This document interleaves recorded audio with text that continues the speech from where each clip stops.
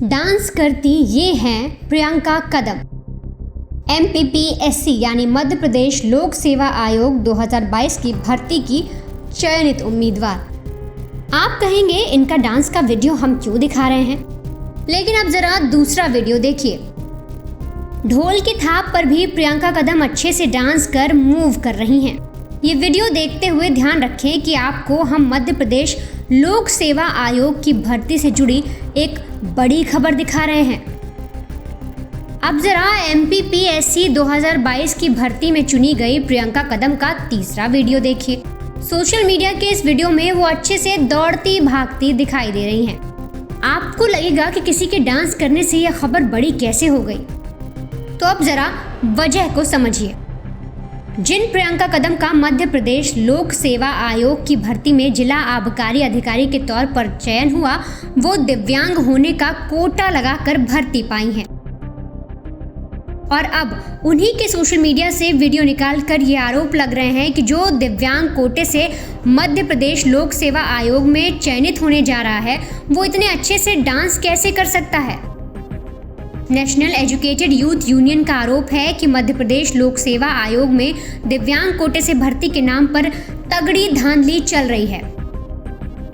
अब जब दिव्यांग कोटे से चयन होने के बाद डांस के वीडियो पर सवाल उठा, तो प्रियंका कदम ने इस बात पर अपनी बात रखी और अपना पक्ष रखते हुए अपने एक्सरे रिपोर्ट दिखाए। एक बार आप खुद प्रियंका कदम की जुबानी सुनिए उनकी पूरी कहानी। ये मेरे दोनों पैरों की हिप बोन है, ये पूरी जो गोल होती है बॉल की तरह, ये पूरी डैमेज हो गई। यहाँ से दिख रहा है वो क्रैक्स वगैरह ये, और इसकी वजह से सॉकेट जो गोल होता है ये भी पूरी तरह से डैमेज हो गया है। ये इस तरह से स्टेज 1। तो हमने बहुत सारी ये अलग अलग, जैसे 2000 की सर्जरी है। तो ये एक पैर में मेरे लेफ्ट में हुआ था पहले। तो ये कटोरी आप देखो पूरी गोल है ये, तो सॉकेट डला है, इसमें बॉल डली है, यहाँ पे एक लाइनर पतली सा होता है, और ये रॉड डली है इतनी बड़ी। तो ये मेरे एक पैर का है। फिर जब दोनों पैरों का हो गया, मेरे दूसरे पैर का जी हो रहा है। ये एक पैर का मेरा हो चुका है सर्जरी, ऐसा ये एक पैर का हो चुका है। उसके बाद ये दूसरा डैमेज हो रहा था। डॉक्टर ने कहा था कि 1 साल बाद करेंगे। तो मैं एक दूसरा दिखाती हूँ आपको, दोनों पैर का। ये 2021 में लास्ट जो हुआ था अगस्त में। तो यहाँ देखो, अभी दोनों पैरों में मेरे पहले एक तरफ का हुआ था, दोनों पैरों में ये इम्प्लांट्स डले हुए। ये अलग है आर्टिफिशियल, ये नेचुरल बोन है और ये आर्टिफिशियल इम्प्लांट्स। जी, मेरा नाम प्रियंका कदम है और अभी मध्य प्रदेश लोक सेवा आयोग की 2022 की परीक्षा में मेरा चयन डिस्ट्रिक्ट एक्साइज ऑफिसर के पद पर हुआ है। जी, मेंस में मेरे इसमें अच्छे नंबर रहे, मेरे 726.75 नंबर है। और इसके साथ ही इंटरव्यू में रायकवार सर का बोर्ड था, मुझे 92 मार्क्स मिले हैं। ऐसे टोटल मिला के मुझे 818.75 मार्क्स मिले टोटल। जी हाँ, ये बहुत ही थोड़ा सा कंट्रोवर्शियल प्रतीत हो रहा है, ऐसा हमें लगता है। एक्चुअली हमारी मानसिकता है कि हम दिव्यांग व्यक्ति को इसकी लाठी से या व्हील चेयर पे बैठा हो या वो लंगड़ा चलता हुआ दिखाई दे तो ही हम मानते हैं। ये हमारी मानसिकता है हमारे समाज की। और जो लोग प्रश्न उठा रहे हैं वो भी सही उठा रहे हैं, क्योंकि मुझे ऐसा लगता है कि यदि मेरे जैसी सामान्य लड़की जो एक किराए के घर में पापा की मजदूरी करके, मम्मी की सिलाई करके, यदि वो इस पद तक पहुंच सकती है, तो मतलब, और मेरे कई से और भी मित्र हैं जिनका मैंने अपने आंखों से देखा है कि उन्होंने किसी परिस्थिति में सिलेक्शन लिया।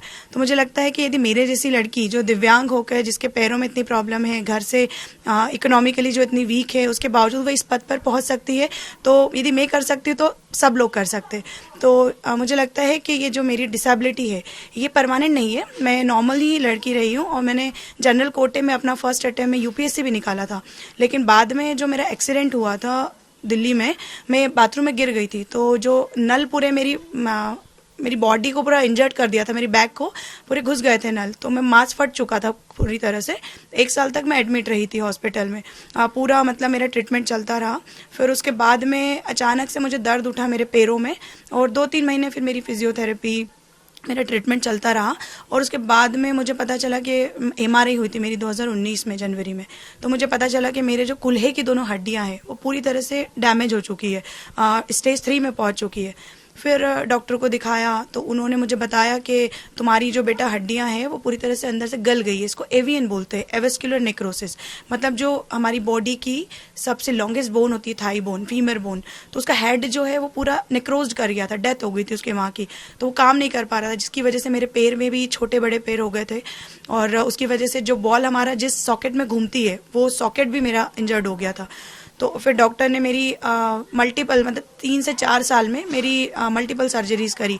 पहले कोर डिकम्प्रेशन थेरेपी करी, फिर उसके बाद में एक पैर में, मेरे जो एक लेफ्ट पैर में पहले हुआ था मेरी सर्जरी, उसमें एक रॉड यानी कि स्टेम डाली उन्होंने, एक कटोरी डाली है और एक बॉल जिसके अंदर वो सॉकेट में लगती है, और एक लाइनर। इस तरह के 4 पार्ट्स दोनों तरफ 40 से 50 टाके लगा के मेरी बायलेटरल सर्जरी हुई है। तो उसके बाद मुझे 1-1.5 साल लगा, मैं वॉकर से चलती थी, थोड़ा स्टिक लेके चलती थी। अभी भी मुझे डॉक्टर ने सजेस्ट किया है कि मैं स्टिक लेकर चलूं, पर चूंकि मेरा खुद का सेल्फ कॉन्फिडेंस है कि मैं कॉन्फिडेंट फील करूं, तो मैं बिना स्टिक के कभी सहारे से चलती हूं, कभी दीवार पकड़ के, कभी मम्मी हमेशा साथ रहती है, दोस्त मित्र साथ रहते हैं, तो उनका सहारा लेके ही मुझे चलना पड़ता है। रही बात कंट्रोवर्सी की, आप जैसे डांस का बता रहे, तो हाँ, मुझे डांस करना एक्चुअली मुझे बचपन से ही बहुत पसंद था।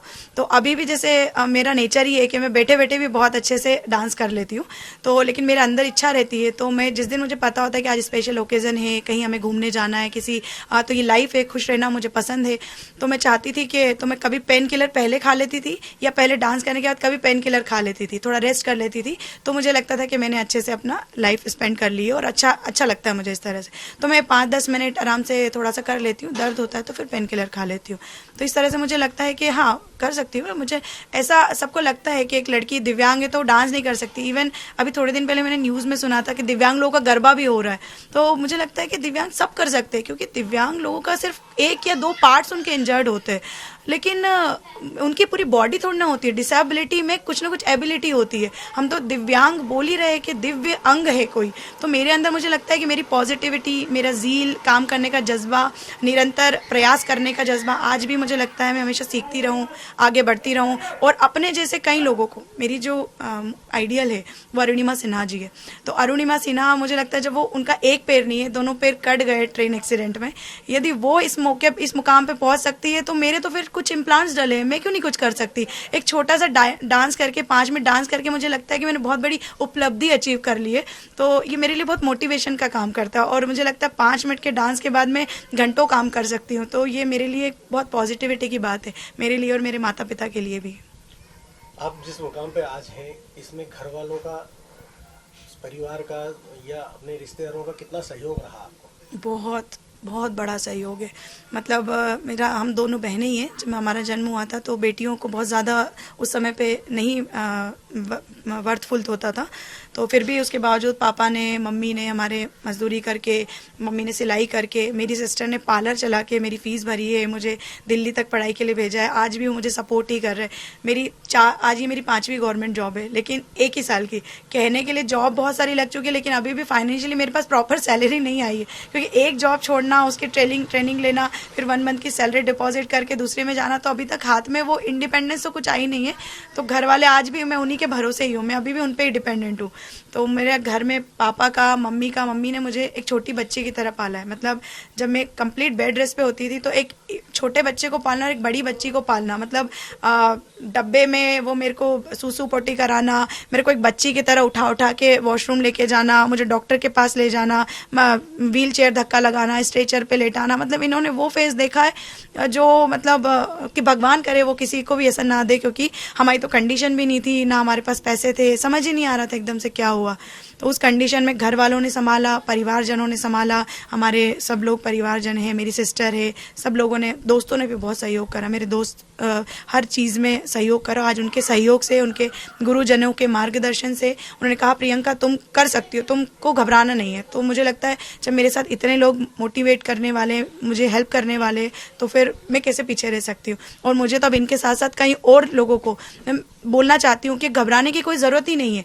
हम लोग दिव्यांग है, हमारे अंदर कोई एक अंग हमारा बाधित है, लेकिन उसके अलावा हमारे अंदर बहुत सारी पावर है, हमारी विल पावर, हमारी शक्ति ऐसी होनी चाहिए, हम कुछ भी कर सकते हैं, कुछ भी कर सकते हैं। अभी आपने बताया कि आपको 3, 4, 5 बीच में सारी जगह अलग अलग जगह पे अपॉइंट हुए हैं जी। क्या कहाँ पे आपकी वो मिली आपको? जी पहली जॉब मेरी लगी थी आईबी में, इंटेलिजेंस ब्यूरो में, एमटीएस की जॉब पे।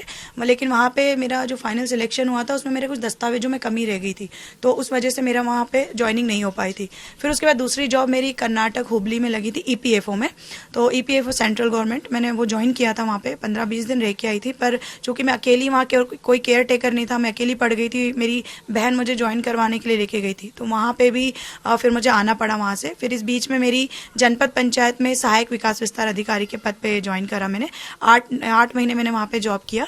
और अभी 2021 की जो पीएससी है उससे मेरा चयन असिस्टेंट ऑडिट ऑफिसर की पोस्ट पे हुआ है वित्त विभाग में। तो मैं अभी वहीं पे कार्यरत हूँ और उसी से संबंधित मेरी भोपाल में ट्रेनिंग चल रही है। और अभी फिर ये खुशी की बात है कि माननीय बोर्ड द्वारा मुझे ये पद दिया और इतने सामान्य पद पर मैं चयनित हुई हूँ। तो उस पर सवाल उठाए जा रहे हैं, इसको लेकर आप क्या कहना चाहते हैं? इसमें मेरा रिएक्शन खुशी का भी है और दुर्भाग्यवश थोड़ा सा चिंतनीय भी है। एक्चुअली जिन्होंने भी जिस तरह की यदि वो बातें उठा रहे हैं, तो मैं खुश हूँ इस बात से कि वो क्वेश्चन उठा रहे हैं। कम से कम आज हमारा देश इतना आगे बढ़ रहा है कि वो जानने का इच्छुक है। सही बात है, व्यक्ति एक हमको इस तरह से दिखता है तो प्रश्न उठाना बनता है, इससे समझ आता है कि देश आगे बढ़ रहा है। तो मैं खुश हूँ यदि हमारे यहाँ पे इतने जागरूक लोग हैं और वो इस तरह से प्रश्न उठा रहे हैं, तो बिल्कुल सही है। ये मेरे लिए बहुत अच्छी बात है क्योंकि मेरा जेन्युइन मैटर है, तो मैं तो क्लियर हूँ, तो मुझे किसी डर की बात नहीं है। मेरे परिवारजन, मेरे गुरुजन सब मेरे साथ में है। और यदि किसी ने सच में गलत करके, गलत सर्टिफिकेट लगा के या गलत तरीके से इस पर अपना जॉब ली है, तो बिल्कुल उन पर कार्रवाई होनी चाहिए। और किसी भी तरह की जांच होती है तो मैं उसके लिए पूरी तरह से तैयार हूँ। और जो भी यदि मुझे कोई ट्रोल कर रहे हैं नेगेटिव तरीके से, तो मैं उनको आमंत्रित भी करना चाहूंगी कि आप मुझसे मिलिए, मेरे घर आइए। मैं आपको चाय पे निमंत्रित करना चाहूंगी कि आप पूरा पक्ष जानिए, क्योंकि सच्चाई क्या है आप आधा पक्ष सुन के जज नहीं कर सकते। आप मेरे साथ आइए, घर आइए, आप मेरी रिपोर्ट्स देखिए, मेरे माता पिता से मिलिए, मेरा संघर्ष जानिए। आप मुझसे डायरेक्टली बात करेंगे तो आप शायद सच्चाई तक पहुंच सकते हैं। तो मैं उनसे यही निवेदन करना चाहूंगी कि आप पूरी सच्चाई को जानें और इस तरह की फेक न्यूज़ या किसी के बारे में नेगेटिविटी या ट्रोल करने से अच्छा है कि आप सच्चाई तक जाने का प्रयास करें। ये मेरा कहना है इस पर।